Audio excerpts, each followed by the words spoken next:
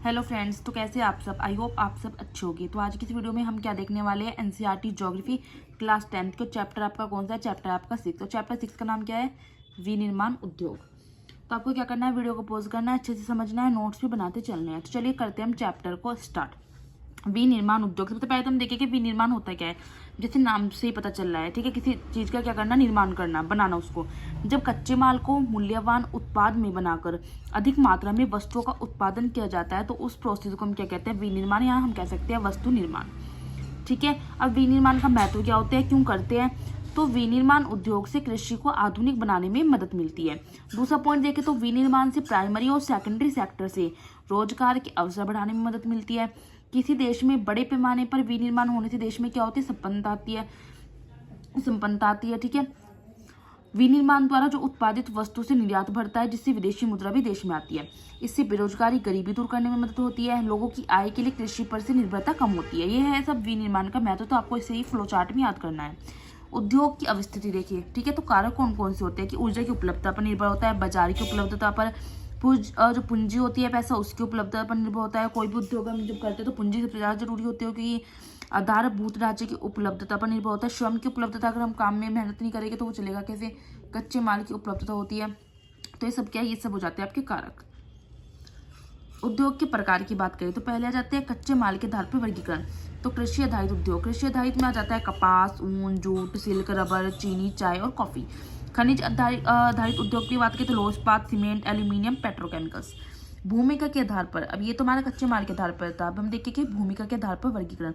तो आधारभूत उद्योग होते हैं और उपभोक्ता उद्योग। आधारभूत उद्योग में क्या जाएगा, जो उद्योग अन्य उद्योगों को कच्चे माल और अन्य सामान की आपूर्ति करते हैं उन्हें आधारभूत उद्योग कहते हैं, जैसे लोह इस्पात, तांबा, प्रगलन, एल्यूमिनियम। उपभोक्ता उद्योग किसको कहते हैं, जो उद्योग सीधा ग्राहक को सामान सप्लाई करते हैं उन्हें उपभोक्ता उद्योग कहते हैं, जैसे चीनी, कागज, इलेक्ट्रॉनिक्स, साबुन इत्यादि। अगर हम देखें पूंजी के निवेश के आधार पे तो लघु उद्योग होते हैं और वृहत उद्योग। लघु उद्योग 1 करोड़ तक का जिसमें निवेश होता है इसको कहते हैं लघु, और वृहत उद्योग किसे कहते हैं, जिस उद्योग में 1 करोड़ रुपए से अधिक की पूंजी का निवेश हो उसको हम वृहत उद्योग कहते हैं, मतलब बड़ा उद्योग। फिर आ जाता है स्वामित्व के आधार पर। तो सार्वजनिक या पब्लिक सेक्टर आ जाता है, प्राइवेट सेक्टर और ज्वाइंट सेक्टर।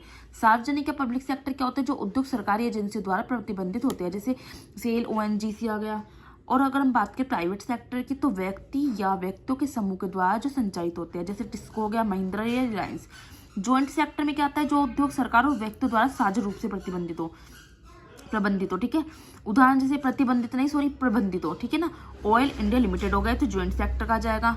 अब बात करते हैं हम कच्चे और तैयार माल की मात्रा और भार के आधार पर। तो भारी उद्योग होते हैं हल्के, भारी उद्योग में लोह इस्पात हो जाता है, हल्के उद्योग में क्या रहता है, इलेक्ट्रॉनिक्स। ठीक है, अब बात करते हैं कपड़ा उद्योग की। ये सब बात करने के बाद आ जाते हैं कपड़े की बात करें तो सूती कपड़ा आता है। सूती कपड़ा बनाने के लिए पारंपरिक मतलब जो बहुत पुराना तरीका है, जैसे तकली और हथकरघा का इस्तेमाल होता था। 18वीं सदी में पावर लूम का इस्तेमाल होने लगा।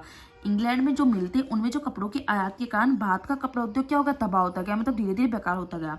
पहला सफर सूती वस्त्र उद्योग की बात करें तो 1854 में मुंबई में लगाया गया। ये याद रखने वाली बात है।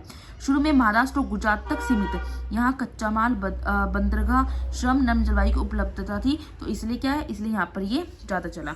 कताई का जो काम है वो महाराष्ट्र, गुजरात, तमिलनाडु में केंद्रित है। ठीक है, अब बात करते हैं हम जूट उद्योग की। तो भारत जो है विश्व का सबसे बड़ा उत्पादक है किसका, जूट का। बांग्लादेश के बाद भारत ही जूट का दूसरे नंबर का निर्यातक है। पहला कौन है, बांग्लादेश, दूसरा भारत।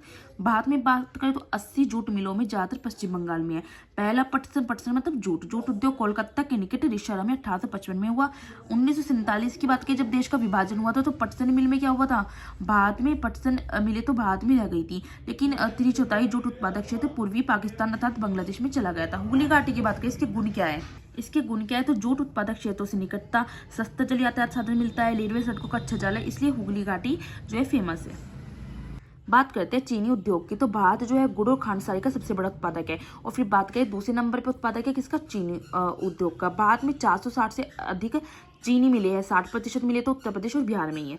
चीनी उद्योग की बात करें धीरे धीरे दक्षिण को शिफ्ट होने लगा, इसलिए कहते हैं महाराष्ट्र जो में गन्ने की शुगर है उसकी मात्रा बहुत ज्यादा है। ठंडी जलवायु से गन्ने की पैदावार अधिक समय मिल जाता है। क्योंकि बात करते हैं हम लोहा इस्पात उद्योग की। तो भारत में कच्चे इस्पात का उत्पादक जो है 32.8 मिलियन टन है। आधारभूत उद्योग है ये। स्टील के उत्पादन में और खपत को किसी भी देश के विकास के सूचक के रूप में लिया जाता है। बात करें लोहाइस्क, कोकिंग कोल और चूना पत्थर तीनों मिलाकर 4:2:1 के अनुपात में इनको मिलाए तो इस्पात का निर्माण होता है। कठोर बनाने के लिए इसमें मैग्नीज मिलाया जाता है। एल्यूमिनियम प्रकरण की बात करते हैं तो भारत में दूसरा धातु शोधन महत्वपूर्ण कार्य क्या है? एल्यूमिनियम प्रकरण है।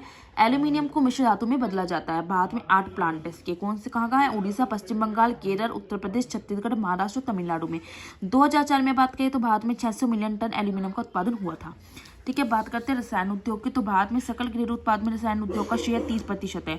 भारत का रसायन उद्योग का एशिया में 30वें नंबर पे है और विश्व में देखें तो 12वें नंबर पे। इसमें कार्बनिक रसायन, अकार्बनिक रसायन होते हैं। कार्बनिक रसायन में बात करें तो पेट्रोकेमिकल्स इस श्रेणी में ही आता है। उर्वरक उद्योग की बात करें तो नाइट्रोजन युक्त उर्वरक जो होते हैं, फास्फेट होते हैं, अमोनियम फास्फेट, कॉम्प्लेक्स उर्वरक मतलब जिसमें नाइट्रोजन, फॉस्फोरेट और पोटाश तीनों हो, इनका उत्पादन होता है। भारत में बात करें तो नाइट्रोजन युक्त उर्वरक का विश्व का तीसरा सबसे बड़ा उत्पादक है। 57 खाद्य कारखाने हैं भारत में। सीमेंट उद्योग की बात करें तो कच्चा माल लगता है, चूना पत्थर, सिलिका, एल्यूमिना, जिप्सम, ये सब। गुजरात में बात करें तो सीमेंट के कई कारखाने हैं क्योंकि बंदरगाह नजदीक पड़ता है। ये सूचना प्रौद्योगिकी और IT की बात हो रही है। ठीक है, मुख्य केंद्र कहते हैं बेंगलोर में है सॉरी।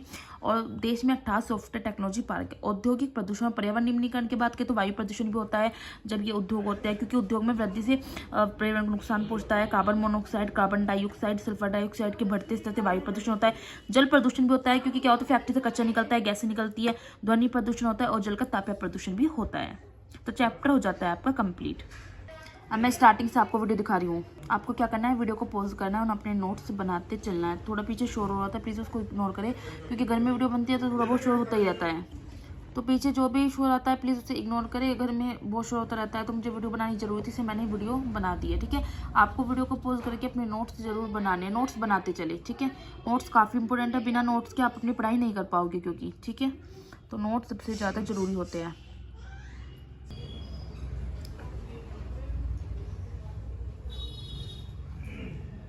वीडियो अच्छी लगी है तो आपको कमेंट्स करके तो जरूर ही बताना है। चलिए मिलते हैं हम नेक्स्ट वीडियो में।